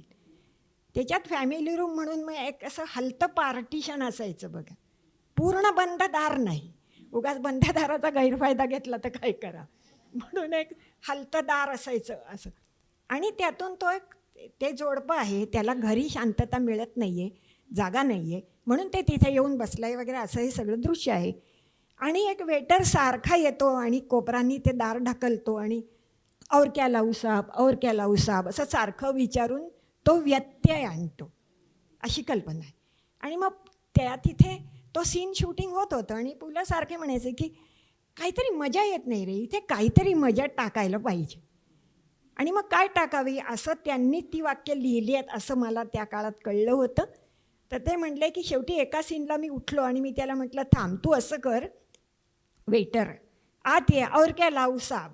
आणि मग दामोअण्णा तुम्ही असं म्हणा, ऐसा करो पोहा लाव और बहुत सारा वेळ लाव. म्हणजे त्या माध्यमाची शक्ती तिथे हे नाट्य निर्माण करण्यात आहे. नुसताच तो येतोय जातोय झाली गंमत, किती वेळा करणार. पण वेळ लाव असं म्हणण्याची गंमत आहे. त्याच्याविषयी एक त्यांची म्हणजे अंतःस्फूर्तीचा हा भाग आहे. पुढे टेक्नॉलॉजीसुद्धा गौरी विचार केला ना तर प्रतिभा सांभाळून टेक्नॉलॉजीचा अवेअर कधी केलेलं नाही आहे. आमच्या काळी असं होतं, मला नाही आवडत, मी नाही हे करणार, अशा टाईपचं नव्हतं. म्हणजे तुम्ही रेफरन्स दिलात मंगलाताई की विजय तेंडुलकरांचा. लोक म्हणतात की ज्या वेळेला घाशीराम कोतवाल पहिल्यांदा जर्मनीत वगैरे कुठेतरी झालं तर त्यांना बोलवलं होतं आणि मानधन मिळालं. तर मानधन मिळाल्यानंतर काय करायचं, त्यांनी कॉम्प्युटर घेतला होता म्हणे. नाही, मी का म्हणतो या गोष्टी, तर पु ल देशपांडे काय किंवा ही लोकं काय, त्यांनी तंत्रज्ञान अवेरलेलं नाही. शिकायला गेले BBC-मध्ये किंवा दूरदर्शनचा प्रकाशवाणीचा कार्यक्रम, आकाशवाणीचे प्रयोग म्हणले, तर या सगळ्यामध्ये तंत्रज्ञान अवेरलेलं नाही आहे हे सुद्धा फार. आणि प्रतिभा जपताना बरोबर. याला जोडूनच मंगलाताई तुम्हाला मला विचारायचं आहे की नाटकं स्वतः पुलंनी लिहिलेली आणि रूपांतरित किंवा भाषांतरित केलेली नाटकं यांचे विषय वेगळे आहेत, त्यातली पात्र वेगळी आहेत, त्यांना वेगळं म्हणायचं आहे. हे सगळं म्हणणारी रंगभूमी त्यावेळेला होती, ते विषय हवेमध्ये होते, पण त्याच्याकडे कौतुकाने बघावं असं पुलंना वाटलं आणि ते विषय त्यांनी आणले. 3 पैशाचा तमाशा असेल, एक झुंज वाऱ्याशी सारखं नाटक असेल. तुम्ही अनेकदा पुलंना भेटला आहात किंवा त्यांच्या अभ्यासकच आहात. हे असं का करावं असं वाटलं होतं, किंवा त्यांनी लिहिलेलं जे व्यक्तिचित्रण आहे ते मध्यमवर्गीय आहे, त्याच्या सुखादुःखाबद्दल लिहिलेलं आहे, आनंदाबद्दल लिहिलेलं आहे, पण यातली पात्रच वेगळी आहेत, त्यांचं जगणंच वेगळं आहे. अशी नाटकं रूपांतरित करावी आपण असं त्यांना का वाटलं असेल? माझं ह्याच्यावरती जे काय मी काय विचार केला तो सांगते. बरोबर असेल नसेल माहीत नाही, पण हल्ली हे ग्लोबलचं खूप चाललं आहे बघा. म्हणजे आता ह्यालाही कार्यक्रमालाही आपण ग्लोबल म्हणतो आहे, ते ठीक आहे, चांगलं आहे. पण तुम्ही खूप चांगले लोकल असतात तेव्हाच खूप चांगले ग्लोबल होतात. आणि हे कळण्याची प्रतिभा किंवा बुद्धी ज्यांच्यापाशी असते ते असे मोठे कलाकार होतात. म्हणजे पु ल किती लोकल होते. म्हणजे संस्कृती म्हणजे काय, त्यांच्या लेखातला तो तुकडा आहे तो सगळीकडे ऐकू येत असतो की संस्कृती म्हणजे बाजरीची भाकरी, वांग्याचं भरीत, पंचगंगेच्या काठावरती भिजलेले पाय वगैरे असं बरंच सगळं, हे सगळं पारंपरिक आहे. पण ह्या व्यक्तीलाच जगाचा किती आवाका आहे. म्हणजे मग तुझं पाशीमध्ये काकाजी आणि आचार्य लिहिणारा माणूस एक झुंज वाऱ्याशीमध्ये तो सामान्य नागरिक लिहितो. याचं कारण त्याचं परिप्रेक्ष्य, त्याचा पॉईंट ऑफ व्ह्यू हा एवढा विस्तारित असतो. आता BBC-च्या त्या स्कॉलरशिपवर ते जेव्हा 4 महिने लंडनमध्ये होते त्या काळामध्ये त्यांना आठवड्याला 12.5 पाऊंड असा अलाउन्स मिळायचा. हे त्यांनी आकडे लिहिलेले, ते माझ्या मनाचे नाही. त्याच्यामुळे 12.5 पाऊंडामध्ये कित्येक दिवस असं व्हायचं की आज जेवता तरी येईल किंवा नाटक तरी बघता येईल. दोन्ही येणार नाही, आपल्यापाशी एवढे पैसे नाहीत. असं असताना सुनीताबाई आणि ते सकाळचं एवढं तेवढं खाऊन नाटक बघायला जात होते. आणि त्यांनी BBC आपल्या त्या शिक्षणाच्या प्रशिक्षणाच्या काळात 52 इंग्रजी नाटकं पाहिली. हे रेकॉर्ड उपलब्ध आहे, ह्याच्यात म्हणचं काही नाही. त्यांनी 52 नाटकं धडपडत जाऊन अर्धपोटी राहून पाहिली. ही व्हिजन आहे. हो, आपण तेवढं सहसा सर्वसामान्य माणूस करायला जात नाही आपण. पण आपल्याला लंडनमध्ये राहायला मिळतं आहे, दैववशात सरकारी खर्चाने राहायला मिळते, जी त्या काळी अत्यंत दुर्मिळ संधी. म्हणजे आज इंग्लंड अमेरिकेचं काही राहिलं नाही, पण त्या काळात ती अपूर्व संधी. त्या संधीचा सर्वाधिक फायदा काय करून घेतला तर 52 नाटकं स्वतः जाऊन पाहिली. मग पुढे त्याच्यातनं अपूर्वाई पुस्तक आलं वगैरे, हा एक अगदी वेगळा भाग आहे, त्याच्यात आपण जायला नको. पुण्याचं जे बालगंधर्व थिएटर ते बांधायचा सगळा प्रकल्प पुलंच्या कल्पनेतून आला. पैसा म्युन्सिपाल्टीचा होता, उघडच आहे. तेव्हाचे ते भुजंग साहेब होते, त्यांनी त्याला काय जी कल्पना दिली, अनेक मार्गांनी पैसे देणग्यातनं आले असतील, ते आपण आत्ता बोलूया नको. माझा मुद्दा काय आहे, तुम्हाला कदाचित माहीत नसेल की बालगंधर्व थिएटर बांधताना पुलंनी जगभरातली जी जी थिएटर्स पाहिली होती त्या सगळ्यांचे प्लस पॉईंट्स काय आहेत ह्याचं एक सविस्तर रिपोर्ट तयार केला. आणि शेवटी त्यांनी असं म्हटलं आहे की आता इथून पुढे, बरं का, तेव्हा म्हटलेलं की नाट्यगृहांची सिनेमागृह होण्याचा धोका फार आहे. म्हणून बालगंधर्व बांधताना मी अशी मेख केली आहे की ह्याचं कधीही सिनेमागृह होऊच शकणार नाही. आणि हे रिपोर्टात आहे, हे मी डोळ्यांनी बघितलेलं आहे, म्हणजे असं नाही. तर मला काय म्हणायचं आहे, ही व्हिजन आहे. थिएटर बांधलं, चांगलं बांधलं, बालगंधर्वांचा पुढे पुतळा फोटो केला, कविता, सगळं चांगलं आहे. पण माणूस त्रिकालदर्शी कसा असतो की तेव्हा पुष्कळ नाट्यगृहांच्यामध्ये सिनेमे दाखवायला सुरुवात झालीच होती पुण्यात. भानुविलासचं उदाहरण आहेच. म्हणजे सिनेमा हे पुढच्या काळाचं माध्यम असेल, त्याला जास्त मागणी असेल. आणि आपल्या पलीकडे जाऊन जर तो वेगळा विचार कोणी लेखक मांडत असेल, नाटककार तो मांडत असेल, तर तो महत्त्वाचा मानणं हे फार मला कौतुकास्पद गोष्ट वाटते. कारण साधारण 69-70चा काळ असा होता की भारतीय रंगभूमीवरचे लेखक आणि त्यांच्यात आदानप्रदान घडत असे. गिरीश कार्नाडांची नाटकं असतील किंवा आद्य शंकराचार्यांची नाटकं असतील, मोहन राकेश यांची नाटकं असतील, या सगळ्यापासनं फटकून न राहता त्याच्यातलं चांगलं जे आहे, आपल्याला जे भावतं आहे किंवा जे मांडणं महत्त्वाचं वाटतं आहे ते मांडणं हा किती मोठेपणा आहे ना, असं मला वाटतं. प्रकाश योजनेची रूम मागे हा सुद्धा म्हणजे परत बाहेर जाऊन शोधून त्याच्यातलं बेस्ट काय ते बघून इकडे येऊन ते इथे इम्प्लिमेंट करणं. कारण कित्येक वेळेला जुन्या ते नाट्यगृहात पाहिलं तर अशा डाव्या उजव्या बाजूला त्या अशा खोल्या असायच्या. परंतु हे पूर्णपणे तुम्ही जर का नाट्यमंदिरात गेलात तर पूर्णपणे मागच्या बाजूला आहे की जिथनं ते कंट्रोल आणि हे पूर्णपणे यावं. हे सुद्धा त्या काळात खूप मोठी टेक्नॉलॉजीची गोष्ट होती. चांगलं असं नाही, नाही, नाही, आमचं ते चांगलं अजिबातच असं नाही, नाही, ते आमचं अजिबातच. चांगलं आहे, पण इतर जे चांगलं आहे तेही घेतलंच पाहिजे, एकत्र घेऊन घेतलंच पुढे जाऊया पाहिजे. ही दृष्टी दिसते. मला ह्याच्याबद्दल एक असं फार वाटतं की महाराष्ट्राने मधला काही काळ पुलंच्या नजरेनेच जगाकडे पाहिलं. सगळ्या महाराष्ट्रानेच पाहिलं. म्हणजे मग ती नाटकं असतील, ते सिनेमे असतील, पुलंनी ज्यांची व्यक्तिचित्र लिहिली, हे मला गौरीताई तुम्हाला मुद्दाम विचारायचं आहे. कारण आकाशवाणीवरच्या मुलाखती हा सुद्धा म्हणजे माझ्या दृष्टीने ती पुलंची सुरुवातीची व्यक्तिचित्रच होती. पुढे ते त्याच्या बाहेर पडले आणि मग त्यांनी स्वतंत्रपणे व्यक्तिचित्र हा तसा तुलनेने दुय्यम असणारा वाङ्मय प्रकार त्यांनी कुठल्या कुठे नेऊन ठेवला. किंवा प्रवास वर्णन हा तर काहीसा दुर्लक्षितच होता. आणि प्रवास वर्णनाच्या प्रेरणा ह्या मुख्यत्वे धार्मिक असत. जुनी जी प्रवास वर्णनं असत ना, ती कुठल्या तरी यात्रेला गेलो, तीर्थक्षेत्री गेलो आणि पुढे जाणाऱ्यांना सोपं पडावं म्हणून मी माहिती लिहून ठेवली आहे. पुलंनी काय म्हटलं की मी जग बघितलं पण मी जगातला माणूस बघतोय. प्रवासामध्ये मी जगातला माणूस बघतोय. आणि यात्रा करून आल्यावर मावंद घालतात तसं ही इंग्लंडची वारी करून आल्यावर मी हे अपूर्वाईचं मावंद घालतो आहे असं त्यांनी म्हटलं आहे. तर मला एक असं वाटतं की जे जे उत्तम उदात्त उन्नत ते इररिस्पेक्टिव्ह ऑफ रिलिजन, कास्ट, क्रीड आपल्या लोकांच्यावर ते आलं पाहिजे. म्हणजे प्रामाणिकपणे सांगते, आम्हाला मुंबईमध्ये बाबा आमट्यांच्या कामाविषयी काहीही माहिती नव्हती.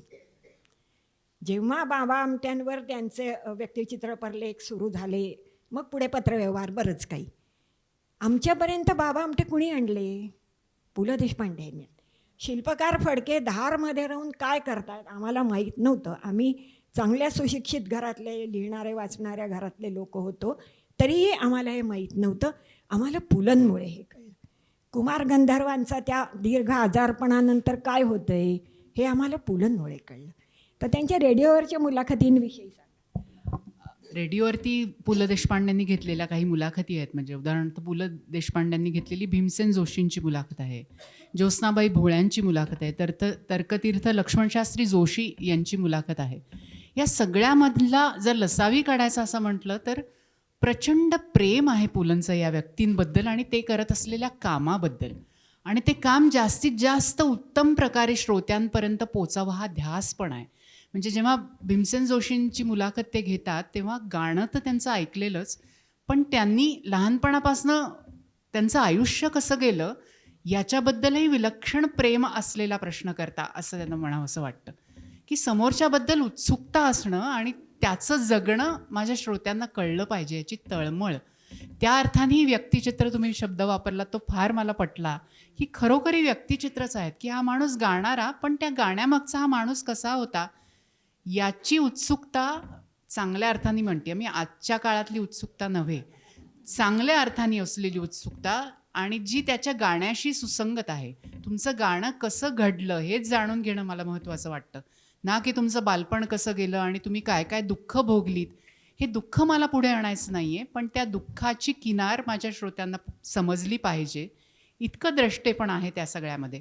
या सगळ्या मुलाखतीमध्येच एक शंभू मित्रांची घेतलेली त्यांनी मुलाखत आहे की जे बंगाली भाषेमध्ये लेखन करणारे, नाटकात कामं करणारे, चित्रपटात काम करणारे कलाकार.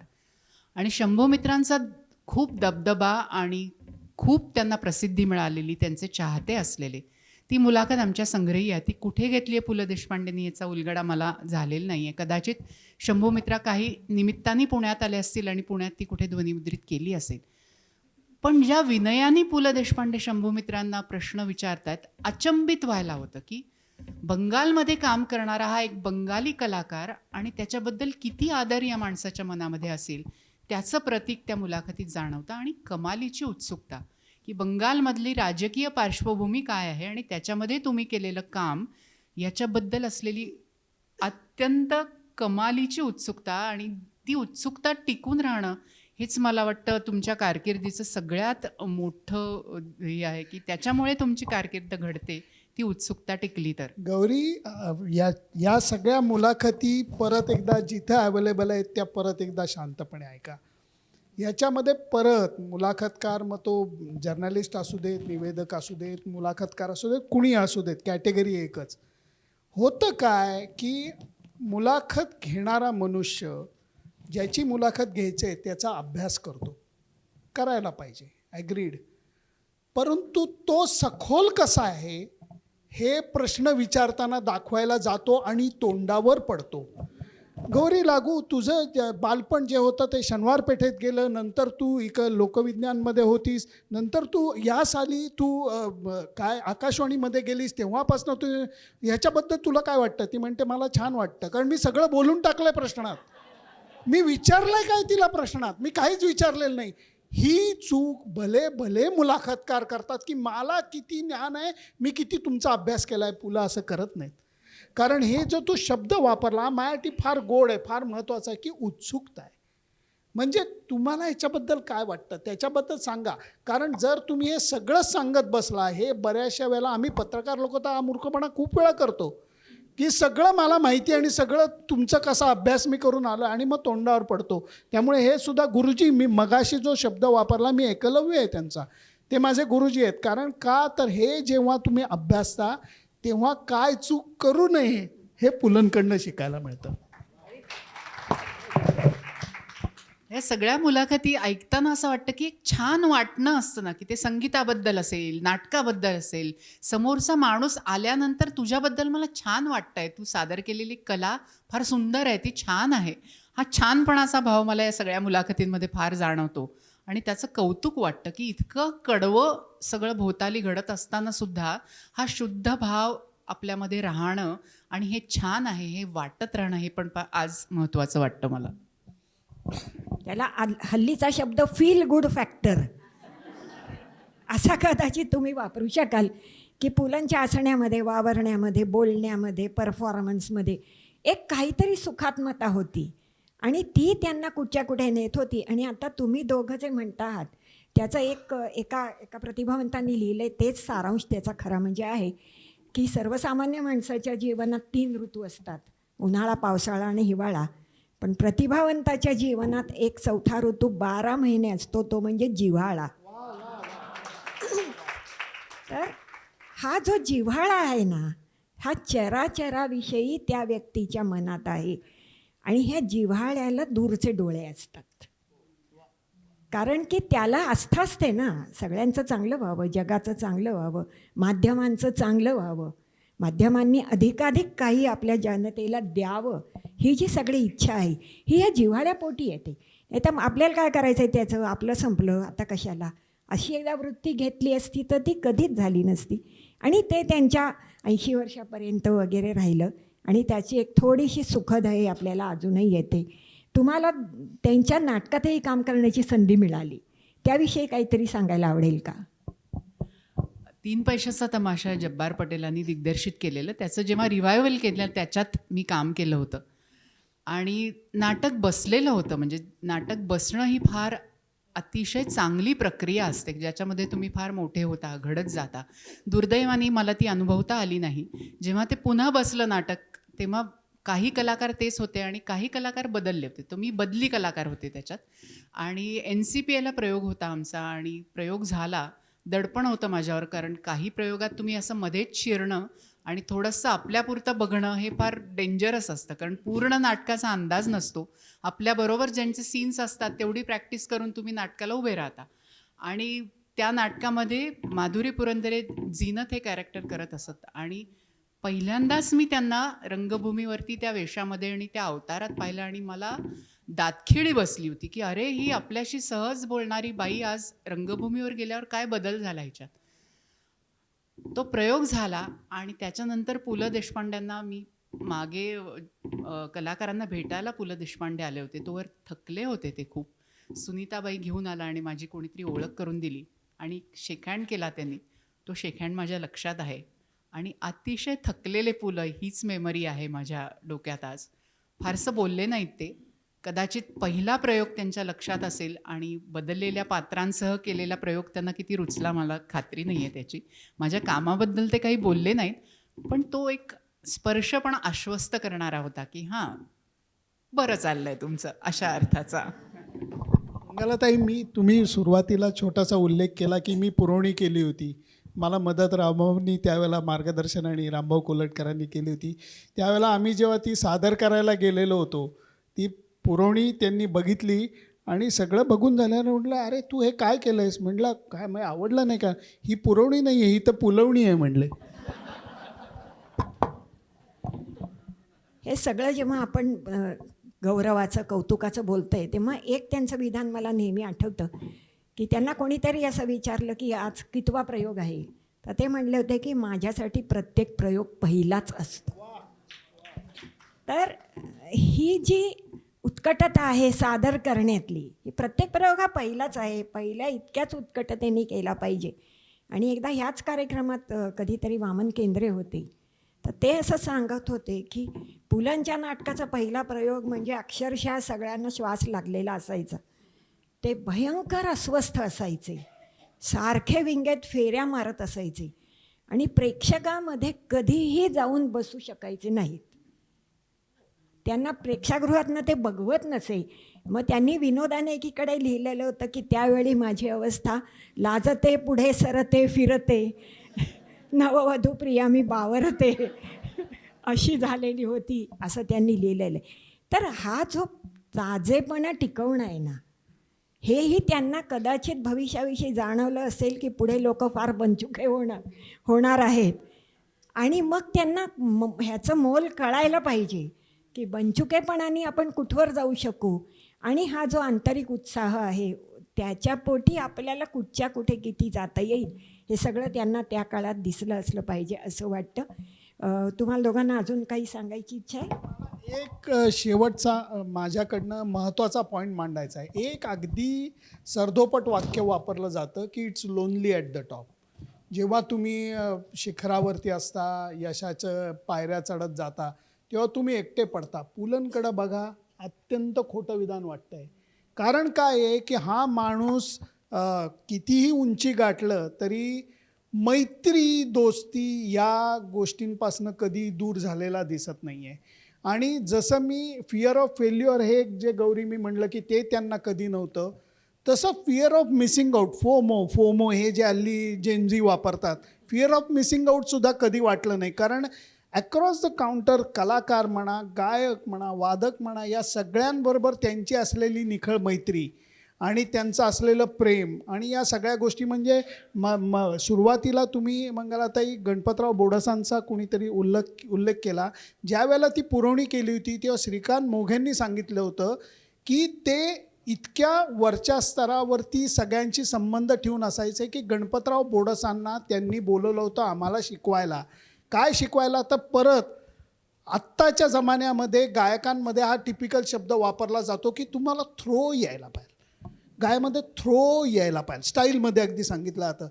गणपतराव बोडसांना त्यांनी बोलवलं याच्याकरता पाहिजे होतं की ते त्याचे बादशाह होते की माईक नसताना किंवा हे नसतानासुद्धा इथपासनं तिथपर्यंत आवाज जो त्यांचा जायचा, व्हॉईस मॉड्युलेशन त्यांचं असायचं, ते शिकवायला त्यांनी बोलवलेलं होतं.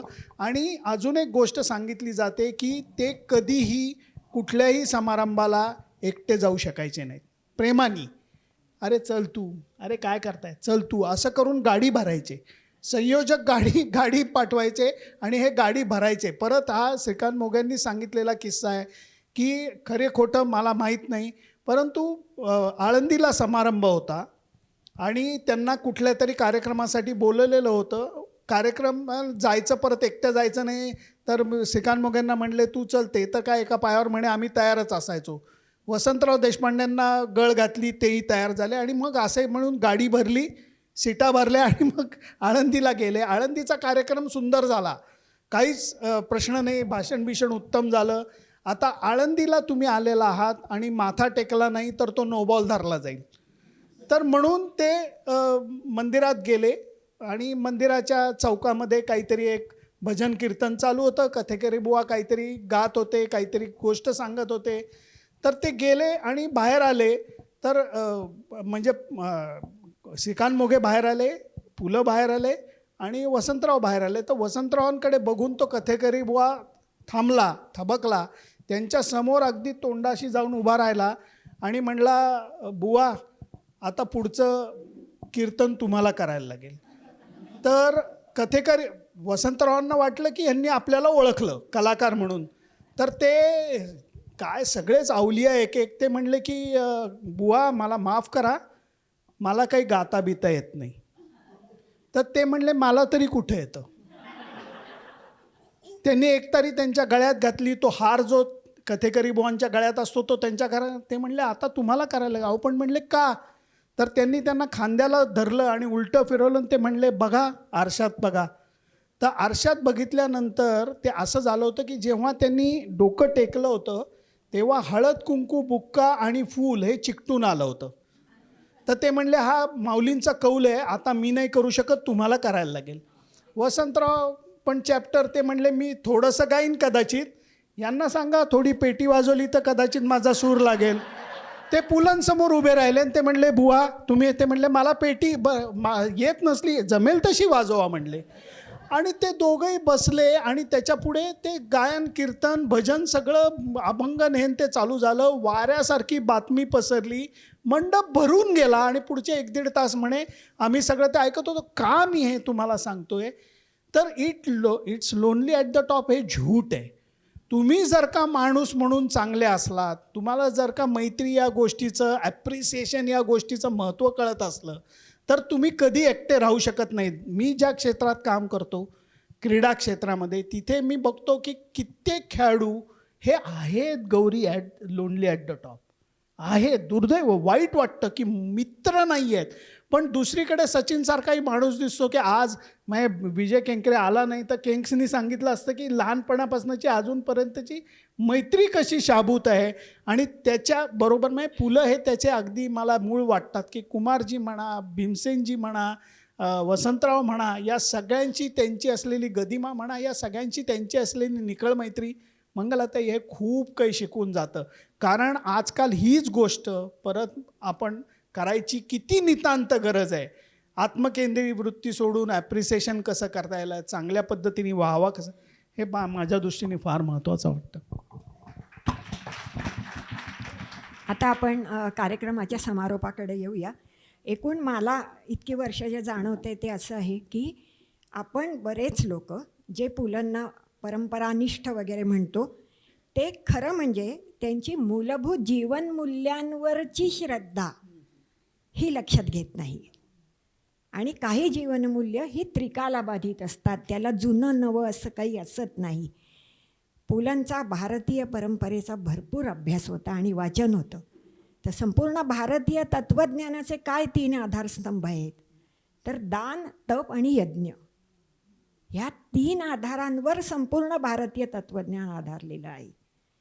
त्यामुळे मग पुलंनी दान करणं असो, तपासारखं आपले प्रयोग सादर करणं असो, आणि प्रतिभेपुढे जणू काही आयुष्याचा यज्ञच करणं असो, हे सगळं त्यांचं त्या दृष्टीने आपल्याला ते जुनं परंपरावादी रूढीप्रिय असं वाटू शकतं. पण खरं म्हणजे त्याच्याच पोटात भविष्याचा वेध घेण्याची सर्वात जास्त ताकद असते. म्हणून पुलं अजूनही रेलेव्हंट वाटतात. पुलं कोणत्याही अर्थाने प्रतिगामी नव्हते. जो मनुष्य एवढा लोकप्रिय आहे तो वारंवार मी नास्तिक आहे असं म्हणतो, याला एक वेगळं मनोधैर्य लागतं असं मला वाटतं. Savarkar is the most relevant writer असं तो माणूस म्हणतो. त्याला एक वेगळं राजकीय धैर्यही लागतं असं म्हणायला पाहिजे. त्याच्यामुळे पुलंचं परंपराप्रेम हे खरं म्हणजे प्राथमिक आणि मूलभूत जीवन मूल्यांवरचं प्रेम आहे. आणि ते आपल्याला सर्वदूर नेण्यासारखं आहे असं जाणवतं. याच्या समारोपादाखल विंदा करंदीकरांनी पुलंबद्दल जे म्हटलं आहे तेवढं वाचून मी आपला निरोप घेणार आहे. आज गाळलेल्या जागा भरायचं काम जरा जास्त आलं माझ्यावर, पण आशा आहे की मी ते बरं पार पाडलं असेल. तर विंदांनी पुलंविषयी जे म्हटलं आहे म्हणजे महाराष्ट्रातल्या, आधुनिक महाराष्ट्रातल्या 2 थोर प्रतिभावंतांचा हा संवाद असं वाटतं. तर विंदांनी जे म्हटलं आहे त्यांनी मी ह्याच्याचा समारोप करणार आहे. विंदा असं म्हणत आहेत, अष्टपैलू कलावंत हे शब्द ज्यांच्या बाबतीत प्रामाणिकपणे वापरता येतील असे कलावंत अर्वाचीन महाराष्ट्राला 2च लाभले. एक आचार्य अत्रे, दुसरे पु ल देशपांडे. दोघांनाही उदंड लोकप्रियता लाभली. महाराष्ट्रातील प्रेक्षकांनी व वाचकांनी पुलंवर आपल्या प्रेमाचा अखंड वर्षाव केला. पुलंनी त्याची कृतज्ञतापूर्वक जाणीव ठेवून आपल्या प्रेक्षकांवर, वाचकांवर आपल्या प्रतिभेच्या बहुढंगी निर्मितीची आणि सेवाभावी संस्थांवर आपल्या दिलदार देणग्यांची बरसात आयुष्यभर केली. जनता आणि पु ल यांच्यामधील या प्रेमाच्या चढाओढीत पुलंच काकणभर सरस ठरत असले तरी त्याचे काही श्रेय सुनीताबाईंनाही द्यावे लागेल. असामान्य व्यक्ती व कलावंत यांच्या गुणांचा व कार्यांचा मुक्त कंठाने गौरव करताना त्यामुळे आपण लहान ठरू अशी भीती पुलंना कधीही वाटली नाही. आम्हा लेखकांना ती खूपदा वाटे. म्हणून पुलंच्या लिखाणातून, बोलण्यातून व कृतीतून अप्रत्यक्षपणे मिळालेला हा संदेश मला फार मोलाचा वाटतो. पुलंच्या अथांग लोकप्रियतेचे संपूर्ण रहस्य शोधून काढणे कोणालाच शक्य होणार नाही. पण काही कारणे सहज लक्षात येतील ती अशी आहेत.